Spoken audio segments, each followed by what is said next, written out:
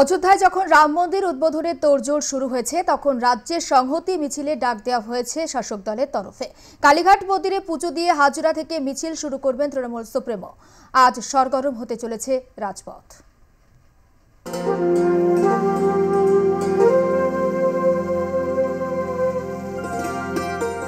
রামলালার প্রাণ প্রতিষ্ঠা ও রাম মন্দির উদ্বোধনী অনুষ্ঠানে উপস্থিত থাকছেন না মুখ্যমন্ত্রী মমতা বন্দ্যোপাধ্যায়। 22 জানুয়ারি অযোধ্যা যাওয়ার পরিবর্তে রাজ্যে সংহতি মিছিলের ডাক দেন তৃণমূল সুপ্রিমো। 22 জানুয়ারিও আমরা, এটা কিন্তু আমার দলের প্রোগ্রাম। আমি নিজে একটা র্যালি করব।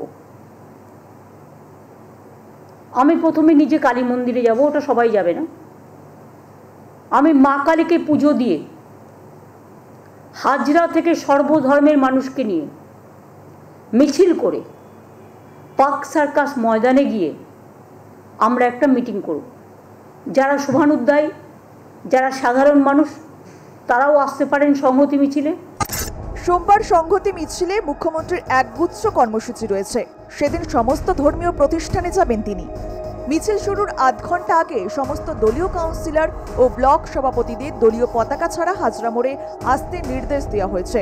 প্রথমে কালীঘাটে পুজো দেবেন মুখ্যমন্ত্রী। পুজো দিয়ে হাজরা মোড়ে যাবেন তিনি।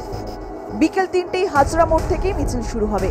এরপর বালিগঞ্জ ফাঁড়ি হয়ে যাবেন পার্ক সার্কাস 7 পয়েন্ট। সেখানেই শেষ হবে মিছিল। তারপর হবে জনসভা।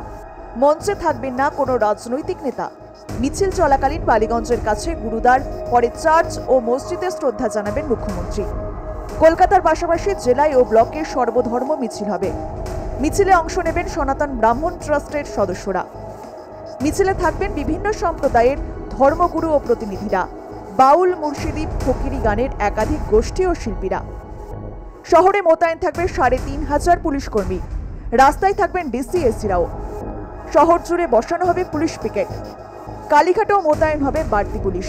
প্রস্তুত থাকবে রিজার্ভ ফোর্স। নিয়ন্ত্রিত থাকবে যান চলাচল। বেশ কয়েকদিন ধরে রাম মন্দির উদ্বোধন ঘিরে শহরে উত্তেজনা তুঙ্গে।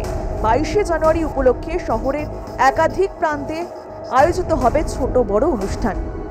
বিজেপির উদ্যোগে রাম মন্দির উদ্বোধনের লাইভ স্ট্রিমিং করা হবে শহরের কয়েকটি জায়গায়। পাশাপাশি শাসক দলের সংহতি মিছিলও রয়েছে। পার্ক সার্কাসে জনসভা করবেন মুখ্যমন্ত্রী মমতা বন্দ্যোপাধ্যায়। সব মিলিয়ে অযোধ্যা নয়, শুধু প্রধানমন্ত্রী নরেন্দ্র মোদী নন, কলকাতাও ভিন্ন প্রেক্ষাপটে সরগরম থাকবে সোমবার। রাজ্য জুড়ে এই সংহতি মিছিলের আয়োজন করা হয়েছে এবং সেই সংহতি মিছিলের প্রস্তুতি এখন তুঙ্গে। মিছিলের পরে পার্ক সার্কাস ময়দানে সভা করবেন মুখ্যমন্ত্রী মমতা বন্দ্যোপাধ্যায়। ক্যামেরায় মোহন দাসের সঙ্গে নাসির রহমানের রিপোর্ট, আর প্লাস নিউজ, কলকাতা।